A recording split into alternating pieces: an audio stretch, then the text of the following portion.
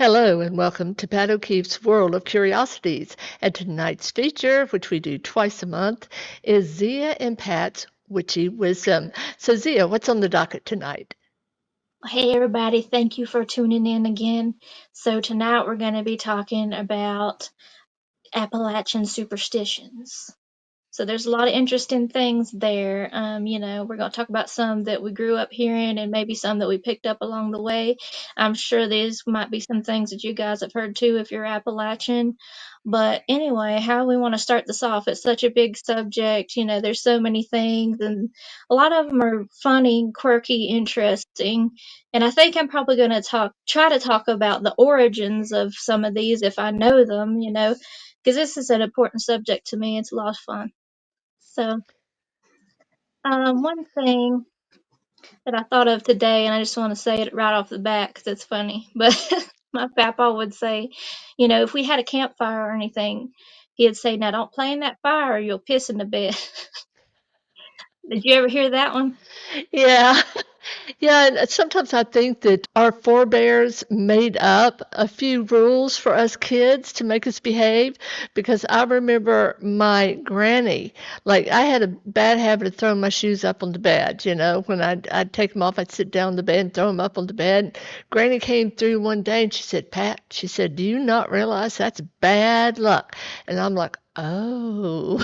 So I never again put my shoes on the bed. Yeah. Speaking of luck, that's a lot of them about, good luck or bad luck. That's the main thing about superstitions, I guess.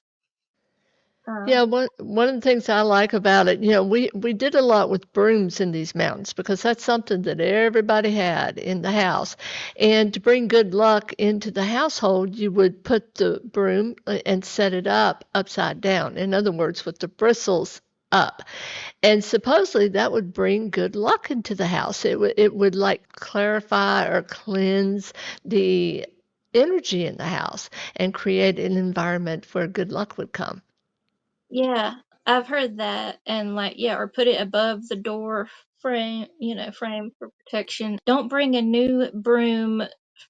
old broom that you've used to your new house. That's bad luck too. You need to get a new broom, and it would be good if somebody would gift it to you as well.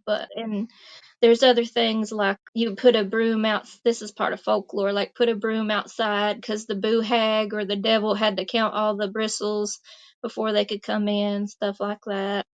This was something I had read in a German superstition book, which I'll probably will be referencing a lot in this episode. So we'll probably try to put that in the show notes at the end because I don't remember off the top of my head what it is. I have it downloaded on my phone.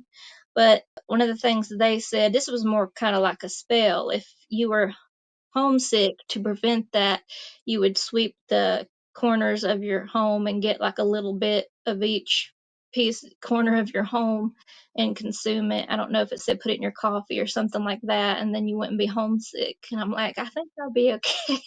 Well, well, I mean, the broom was such an integral part of everyone's, household. And I remember my granny and my mom both had a saying, you could be poor because one cannot help that sometimes, but you don't have to be trash. And so the broom represented this whole idea of cleansing and a clean environment. And one of the things that tickled me, and I saw my granny do this once. If you don't want someone who's been staying with you to come back, then the second they leave, you start where they were staying at the bed and you sweep towards the door and you get all that energy out. And supposedly they don't come back. Yes, and you reminded me of one. If you sweep somebody's doorstep, they'll move. Yes, and if the broom falls, that means you got company coming. That's right. And if you're on the couch and somebody's sweeping and you lift your legs, if you're not married, well, it means that you won't be married in a year. That's right. It's almost like that's right. So it'd be at least a year before you get married, which I always thought was kind of cute. And I think that's because, if you think about metaphorically, you get swept off your feet when you fall in love. So if that's sweeping you under your feet, then, that kind of thing. I like that. I like that. And it does depend on where you are in these mountains as to how these things are supposed to work. And I always felt it really didn't matter what the tale was, because if you believed in it, then it would seem to come to pass and so many things. But we can't leave brooms before I do mention that the broom has been so connected with this whole idea of witches and witchcraft. But the broom was thought to be a transportation method for many old time witches, and even today it's associated with the witch. Yeah, absolutely. It's funny because I have a broom above my door in the shop, and people make jokes about, like, "There's your other ride," like nudging their wife, kind of thing. And yeah, because then people don't even see that as a lot of the time I guess people use vacuums now, but they don't even see it as they see it as a witch thing. And it's so funny too because you'll see, like, my other car is a broom, those stickers. I love it. And then you'll see some stickers of just a witch on a broom on her car, or his car, which I think is really cool. So yeah, yeah, the broom was a big thing, and there were so many different things. One of the things, since we're talking about cleansing or getting rid of bad juju and bad energy in the house, if you want to cleanse the house at midnight on New Year's, open the front and back doors for at least 5 minutes and let that new energy sweep through the house and take all that old energy from the past year out the back door. Well, since you talked about the New Year, we'll talk about, well, this is kind of, I guess, well, it's a tradition, but also superstitions too. They say don't do laundry on New Year Day or you'll wash somebody out of your life, your family. And also, there's the traditional meal of mustard greens or some type of greens, cornbread, black eyed peas. And sometimes you could use taters and because what it represents is, like, if you make coins of taters, that could represents money. Or the greens, of course, that's money. And Mhm. I can't forget hog jaw. Mhm. That's part of Yeah. it as well. Well, if you're But Irish too, food, you'd probably have some cabbage in yeah. in the mix. Oh, yeah, people put, like, hide a coin in the cabbage, and then if you find that, then you're be lucky all year. Mhm, mhm. It reminds me of, what is it? Is it Fat Tuesday, the king cake, or maybe it's just all times? And I don't want to offend my New Orleans friends. So let us know in the comments, if this is correct or not. But I thought it was maybe Fat Tuesday, where you present a cake and there's a little baby in the cake. It's called a king cake. And if you're the one that wins or finds the little baby in the cake, then you have great luck all year long, which I think is an Yeah, amazing, yeah, I love stuff like that. yeah, me too. But And yeah, yeah. and then I'll tell you, probably the biggest area of old time superstitions in the mountains is death. I knew that you There's were gonna say that. there's so many. I mean, it's almost ridiculous, right? But don't forget that back in the day, we didn't have doctors in these mountains. There are a lot of death superstitions. One of them I've heard is death comes in three. So if someone passed away in the mountains, you could surely bet that there would be a couple more to follow. And it was guaranteed almost if you saw two and that there would be a third. And that's what I always look for, is that second one. And they have to be reasonably close together. It can't be several years apart, something like that. But yeah, death does come a knocking, to homes in these mountains. And we often know about it. And here's another thing about the threes. Some people hear a knock at the door 3 times. Now, I've heard this, that for some people, they hear it 3 times on 3 separate occasions before someone passes. But this happened to my house, to us, once. It was 3 knocks at night, and we ran, to open the door, and there wasn't anyone there. And we had a death in the family that followed very close after that. So I don't think it has to be like right on top of, like the 333. And some families may only experience 3 knocks at night. But if you go to the door and you've heard those three and open that door, understand that may be a warning, uh, from spirit that you are about to lose a member of the family. Listen, just don't open the door. I think the message has been delivered. But now, you know what I think is interesting too? They had their tells as to whether someone was a witch or not. And one of them was that you would watch the grave, and if a toad would jump onto the grave, then it was a sure sign that the occupant of that grave was a witch, which I think is kind of a Yeah, I hadn't heard that one. That's interesting. Yeah. And well, yeah. there's a lot of like graveyard superstitions too, like don't walk over graves. I mean, that's just disrespectful anyway. Also, it could be Mhm. kind of dangerous if it's an old grave. You don't know if it's going to cave in. But, I guess basically that spirit might attach to you and follow you home or haunt you, I guess is the idea there. And I've heard stuff like, when somebody dies, this is like, I think, sort of an Irish thing.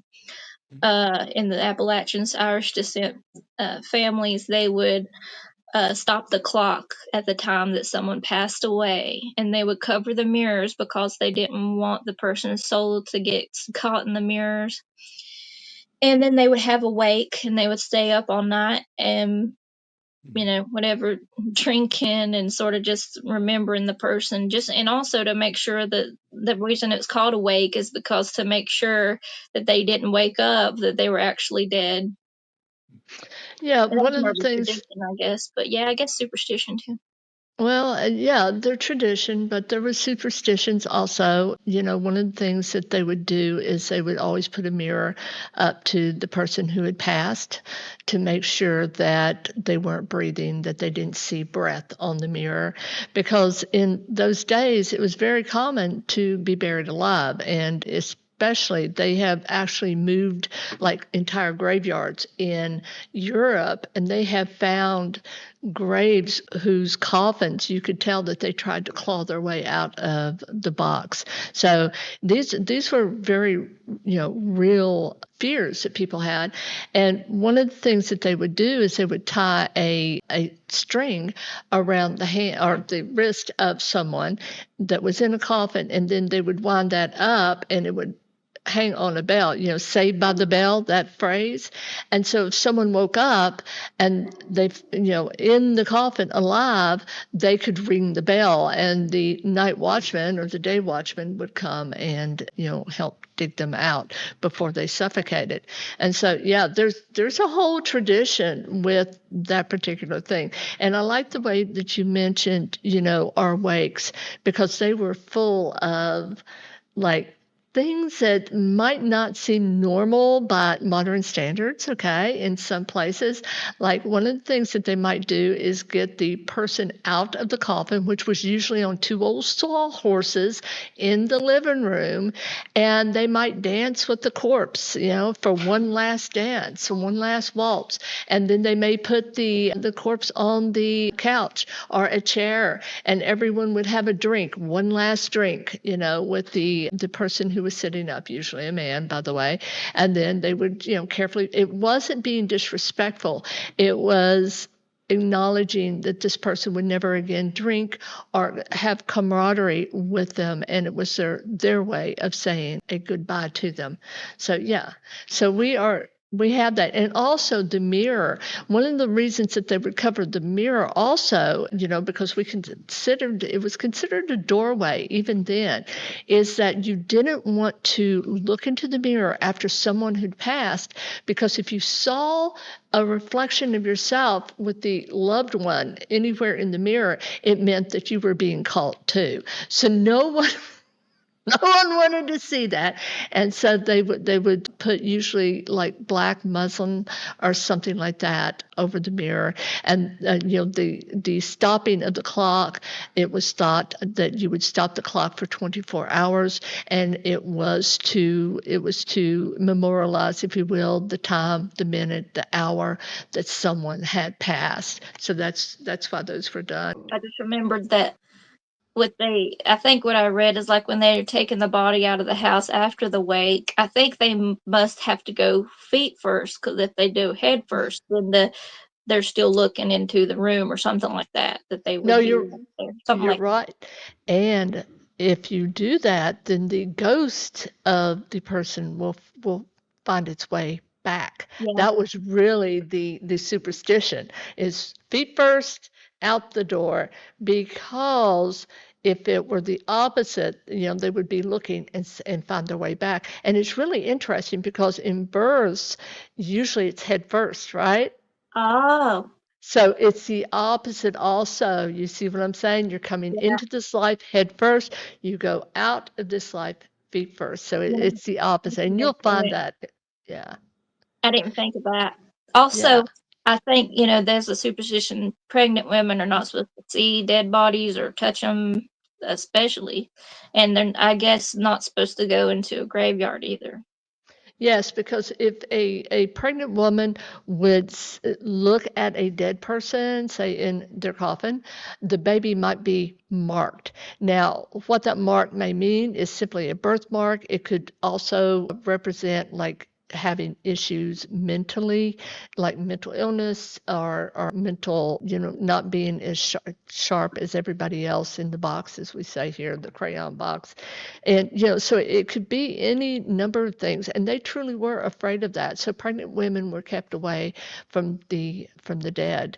And you're right about the graveyard too, because I think in the back of their minds, they really did think that, here we have a new life that is developing, and it's the opposite of what's here. And if there's something negative here, it could harm or connect or Yeah. cause a mark on the child. Yeah, Yeah. because I've heard a couple times when people come into the shop, they're like, "Oh, my daughter would love this, but she can't come in here right now because she's pregnant." And I'm just like, that must have been what they were talking about.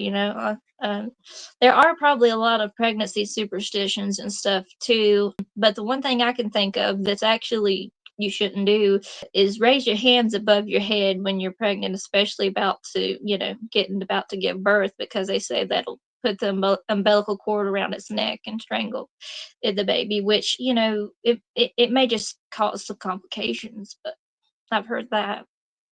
Yeah.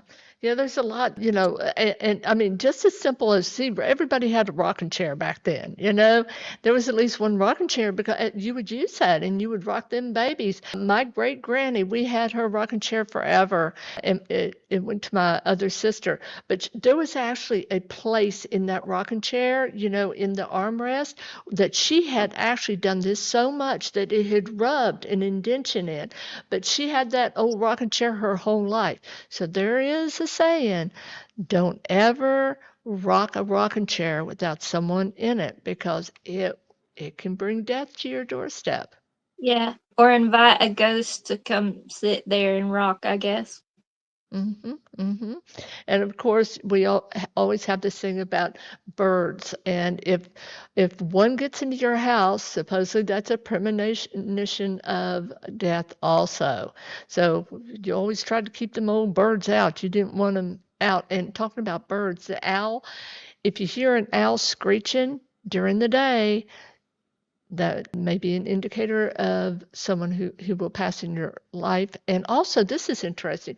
If you meet an owl, like if you're out in the woods and hear an owl and look up and actually see that owl, that can also be a determining factor as to whether someone is going to pass or not. And these are all omens or superstitions.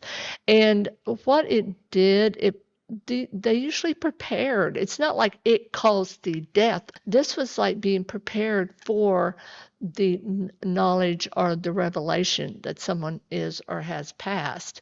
So, and Yeah, then go and ahead. wait, I gotta tell you, I like the way that you said grave dancing, dancing on graves. And yes, it's disrespectful, but here's the thing, because of that disrespect, they can follow you home. A spirit may decide to follow you home and haunt you a little bit and show you the disrespect in a way that you had shown them. Yeah, And here's another thing, and my granny scared me to death about this, and which is interesting because a lot of people will put things in the coffin of the dead person, but not my family because Granny was adamant about this. She would say, Pat, she said, don't you ever put anything with the dead because they can follow you home. Uh, Yeah. So it was almost like, okay, Granny, you're telling me that anything I put with the dead is a homing beacon. So one time, I was probably in my 40s, I was at a graveyard and I had lost my glasses. And I'm telling you, I scoured that graveyard and there was a path through the graveyard, very just beautiful, white path. And I had been on this path at least 4 times, and I wasn't giving up until I found those glasses. And I went around one last time, and I swear to you, those glasses were right in the middle of that path. There was no way I could have missed those glasses. So it was like, okay, you're obviously not going to go until you get those things. I don't know. Maybe it was the Fae that did it, but I took my glasses and I went on home at that point. Yeah. So I was thinking some of the other things I had grew up with was my granny, my great grandma said when I was born that I would rule 2 kingdoms because I have 2 crowns on my head. Ah, And then I found that in that German superstition book, and I was like, "What?" I found the pissing in the bed thing too, but also what what there's a lot of like superstitions surrounding knives as well. So, a mm, broom is a common item everyone had, and so was a knife. Everybody had to use a knife as a common tool that you needed. But so one thing is like you're not supposed to give a knife as a gift. That if someone did gift you a knife, that you needed to at least give them a penny, so it wouldn't be bad luck. And that's for probably the same reason as this superstition. And this is something that me and my friends, family observe is if there's a pocket knife, like if somebody needs to use your pocket knife, you either set it on the table so they can freely take it. You don't hand it to them open, but if you did hand it to them open, they are not supposed to close it themselves. They hand it back to you and let you close it because if they did close it, then that's supposed to cut your love in two. You didn't, cause disagreements. And I think also that's why you don't give a knife as a wedding gift as well. It's all mhm. three the same kind of superstition for the same reason. And my granny witch fortune teller machine, I made her say that, but made her say it in kind of a poetic way. Um, she says, well, there's more to the first part, but she says, and remember, never hand a loved one an open pocket knife, or it will surely cut your love in two. There was some hullabaloo in the media a few years ago because, and this is on the international stage, because Meghan Markle had gifted Kate, the Princess of Wales, that she had gifted her a knife of some sort. And That's I mean, different. well, not only that, but maybe it was before their relationship fell apart. But yeah, it's interesting. Yeah, And for then sure. It sounds like she you did it on purpose to me. I know. I got to say this one thing. There is this old thing in the mountains, a superstition that if you give a loved one who's passing, who's going through the dying process, if you give them an apple and they can hold on to that apple, that it is magical. They can give that apple to someone with an addiction to alcohol or maybe drugs, but I know alcohol for certain. And supposedly the person can eat that apple and they'll be cured of the addiction. Wow, that's super interesting. Yeah, I've heard stuff like that too. I think in that German superstition book, it's something. Oh, here it was okay. This is a little bit creepy, weird. Uh, if you use like a corpse's hand and rub it on something, it would cure you of that ailment. That's creepy. No, I'm like, no. I haven't read that one, but I Because they take wouldn't. it with them to the grave. Oh, interesting. Yeah, and so Well, they're buried with it. yeah. Well, yeah, Sorry. I know. Well, no, I'm just, one of the things that I think is really interesting too, one of our beliefs or superstitions is if you lived a great life, then flowers will carpet and this is back when we were buried up on mountains, okay? So in those kinds of graves, not when you're buried out in graveyards where they're taken care of, but if you were a good person, flowers would blanket your grave. But if you were a bad person, weeds would take over your gravesite, which I think is kind of interesting. It's Yeah, like, yeah. and birds poop all over your gravestone. And yeah, exactly. I mean, that does happen. And then, we've covered so many of the ones about, death and dying. Is there another area that you'd like to cover before we finish up? Well, Oh, how about cats? what you got? Okay, cats. I love cats. She does too. She's got her kitty too. All right. So cats are really interesting because in some folklore, if a cat walks towards you, it means that they're bringing good luck. But if you see a cat walking away from you, they're taking the luck with them, right? Yep, And there's that old, crossing the road. Well, for some people, and the way they believe that either way, it brings bad luck. But in some traditions, if they're going from left to right, they're actually bringing good luck in front of you. So if you're someone who believes that and you see a cat going from right to left, then you can do the three marks, which is the three X's, and that's supposed to X out the bad luck that's coming your way. And yeah, did you mention, and you may have already mentioned this too, this is getting out of the way of cats just for a second, to doors, and that is that you have to go back out the same door that you yeah. entered I was from. going to mention that one. Yeah, Yeah, for sure. yeah. The There's so reason, many. yeah, the reason that you have to go out the same door that you come in is you don't want to lose your luck. And this, I figured out, originated like something to do with the church. You had to come and go out the same door. I don't know, but yeah, there's some things that involve the church and certain holy days and stuff like that. And then there was things like, everybody I'm sure has heard if your ears burning, somebody's talking about you. But if your left hand's itching, that means you're gonna come into some money. And if your right hand itches, that means you might throw it away, be giving money away. Or if one of your hands itches, it could mean you're going to shake hands with a stranger. If your foot itches, you're going to walk over foreign lands. That means you might take a trip somewhere. And yeah, and yeah, the bottoms of your feet in particular for the journey.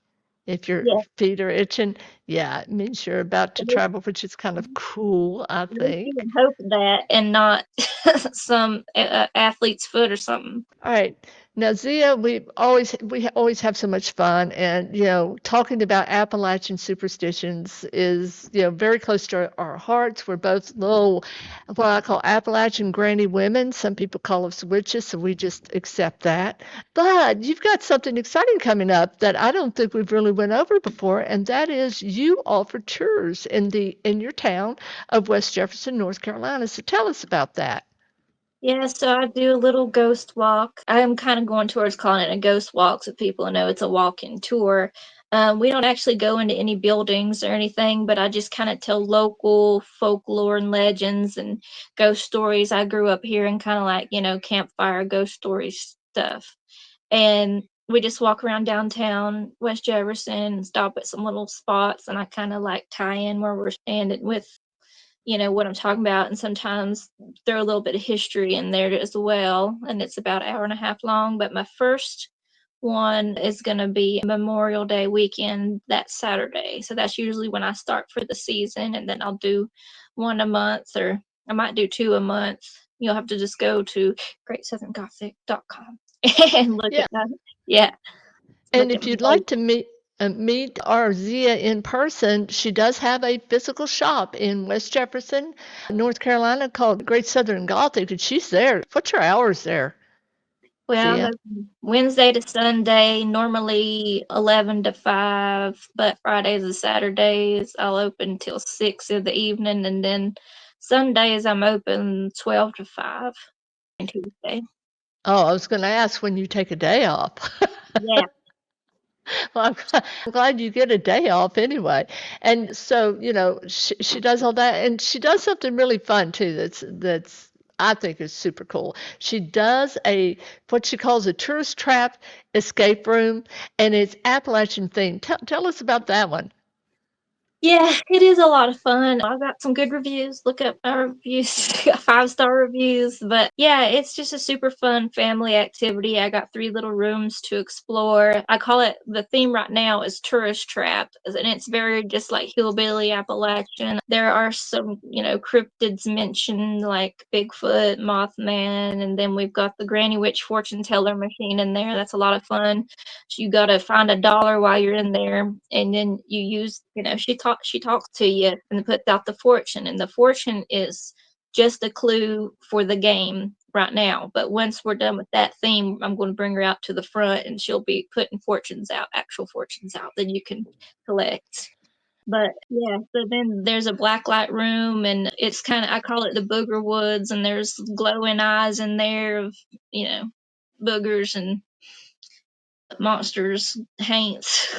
And yeah, it's just super fun. You'll have to come check it out. It's hard to explain it, I could sit here and explain it forever, but you won't really understand it unless you come try it. And it's really inexpensive compared to other escape room experiences. So And if you want to get in touch with Zeea, just go to greatsoutherngothic.com. It's right below her name there, and you can catch me at pat-o'keefe.com.